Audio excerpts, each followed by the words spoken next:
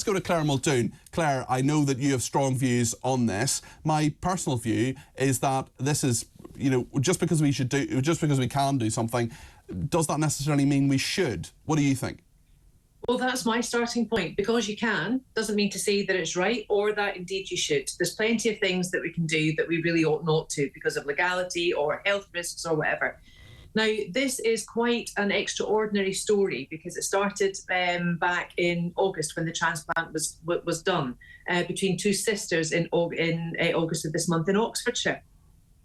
Now, whilst it seems that this is the panacea now of childbirth and gives women, 1 in 5,000 women in the UK are born without a uterus, which is the same word as a womb, or through a total hysterectomy due to other unforeseen circumstances naturally that have occurred in these women that will I have a couple of friends, Clare, who've had endometriosis and have had to have huge, just been absolutely devastated by the fact that they now probably can't have children as well. And yes, there's a real it becomes, actually, I'm 39 and I'm aware that for a lot of women at this age this is kind of almost the last time or almost the last time they can have a kid. The fertility clock is ticking, and for them maybe a womb transplant is something that they might think, well, actually maybe this would give me the chance of the child I want so much.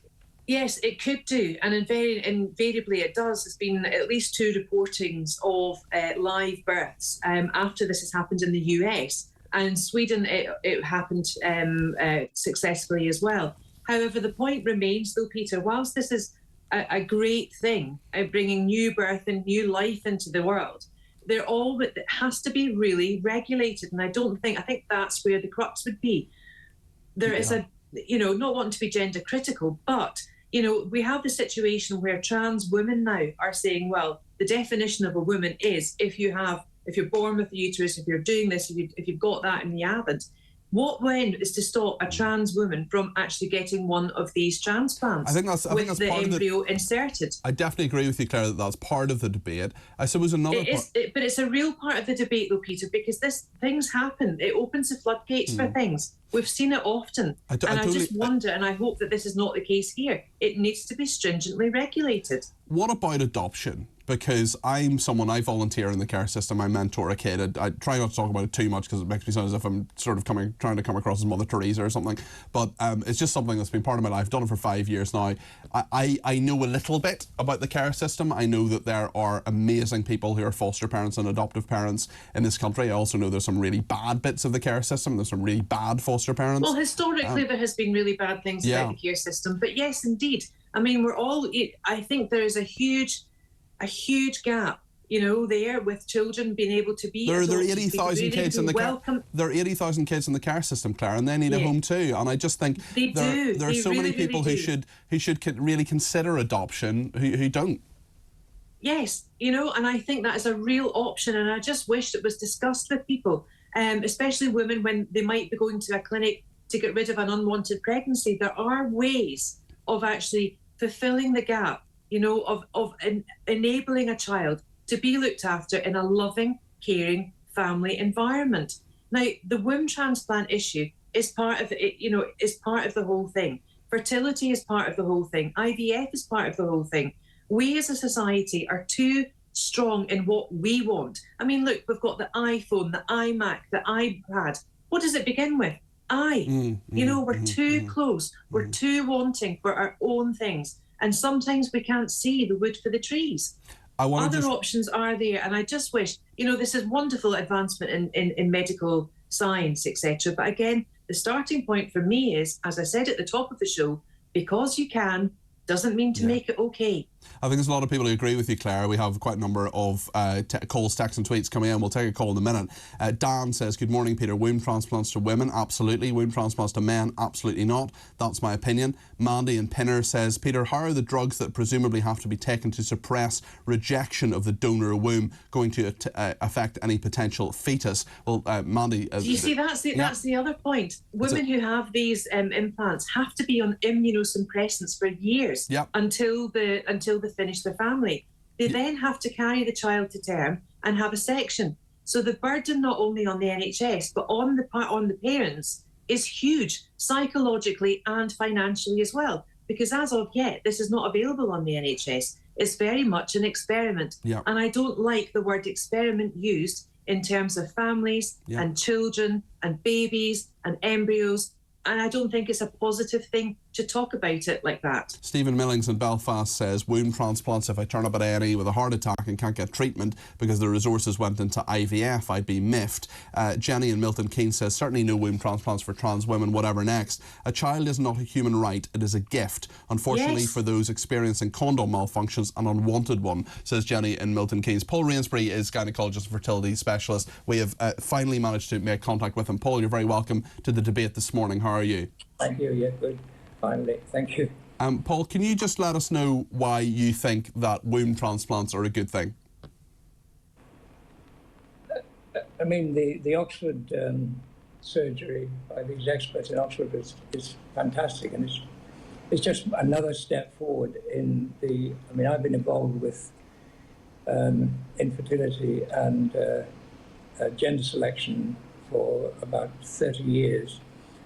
And this is just another example of how quickly we're moving forward at a fantastic pace. You say moving forward, but just because we can do something, should we do it?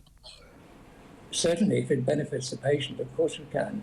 We need to use technology as science develops. And this uterine transplanting, I mean, in my work, I see a lot of cases where surrogacy is required. And surrogacy, as you probably know, is fraught with all sorts of legal difficulties. If a woman can have her uterus replaced, as in this incredible case, then this resolves all the problems on the legal side. Paul, we're struggling to hear you, to be brutally honest, but I just want to ask you one more question.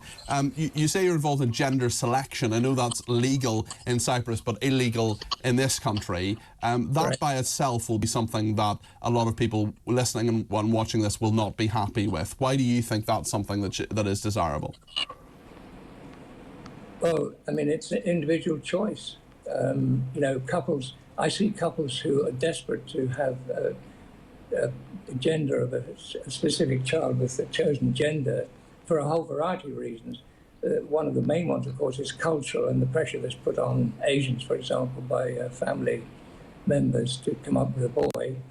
But a lot of other things. I mean, I just think that's wrong. I just think that's a cultural point that is wrong, and you're facilitating that. Well, then, you haven't dealt with the couples like I haven't seen the psychological trauma that it produces. And not just that. We also do about half of our practice is to biopsy embryos in women who've had abnormal babies before and only replace normal embryos. And sex-linked diseases are becoming increasingly common. And of course that gets around that problem. Paul, so the two things are tied up together.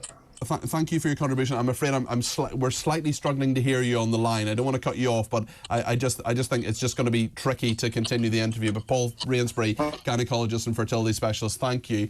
Clare Muldoon, we heard a little bit from Paul there. I'm sorry about the quality of the line, but what do you make of what Paul said there, Clare?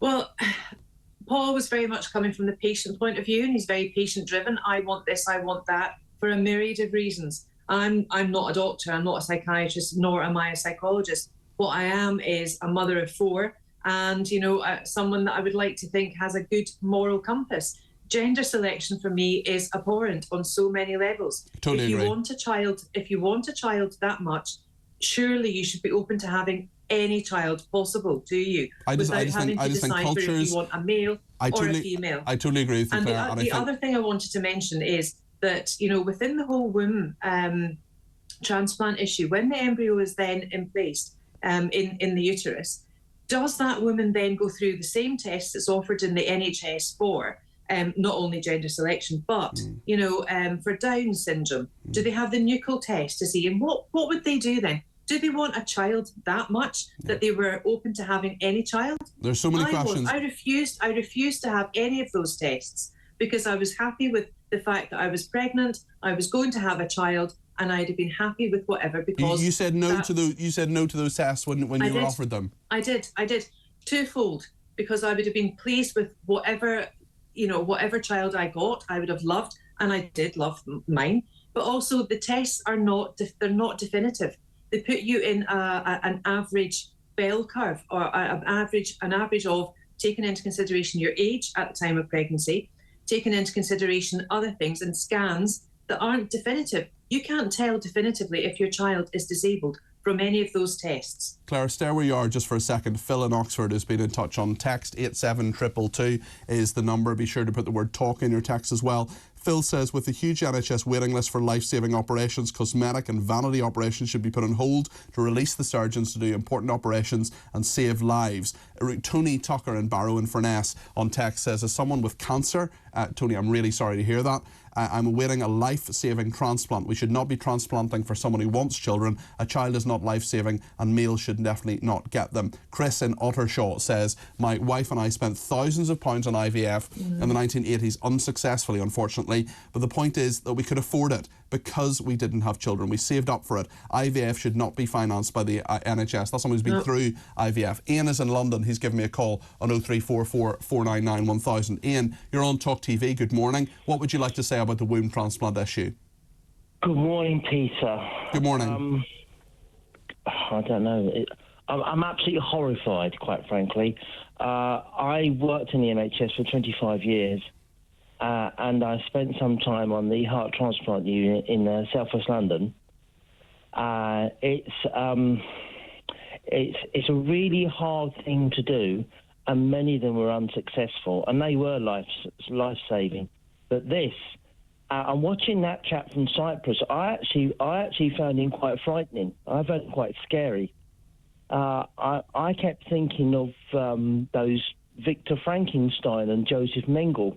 Well, listen, I'm sure he wouldn't be happy with that comparison. But Ian, you worked on a transplant ward. You saw the human drama, the emotion around that. Can you not sympathise with women who can't have children, who have had problems, who have had things with endometriosis, for example, who have had all sorts of issues, who might say, actually, look, if this is scientifically possible and this is perhaps my last chance to have a child, you know, go ahead and do it, who might want to do it? Peter, you said it yourself. We've got 80,000 children in care. We've got children dying at the hands of crazy parents. That thing with Pakistan. The world spends more on military hardware in 2 hours than it does on its children in 12 months. I think we've got a priority problem here. Yeah. Ian, I think you make some really good points. Thank you for them. That was Ian in London who gave me a call. You can too. 0344 499 1000. One texter says gender selection is playing God. I completely agree with you. Paul in Derby says, I am the proud father of two wonderful now adult girls. Both my wife and I had fertility issues. We tried 2 NHS funded IVF cycles and paid for a third. We were unsuccessful. However, we have zero regrets. We don't believe humans have a right to children. Health issues happen to us all. We don't know what hand we are dealt until it plays out. Adoption is a completely wonderful solution, and our family would not be any tighter than if we'd had our own children. I don't know about you, Claire, but the goosebumps are in the back of my neck reading that from Paul and Derby. Me too. That was a lovely, lovely, lovely response there to what we've been discussing. And I think the minute we go down the route of eugenics, of gender selection, and that's what's going to happen here, because people have gone through this whole rigmarole and the whole pressure, psychiatric and psychological pressure of things like womb transplants on both parties, both father and mother, that it's huge. And I think that, you know, it just will open up another Pandora's box. And I don't think it's a healthy thing to do. I really, really don't. But we're here. We need to legislate. We need to make sure that the people that are performing the surgeries know what they're doing. And it just brings in again the whole thing of I want, therefore it's my right. It's not your right to have a child. A child is a gift. And the sooner we start realising that, the better.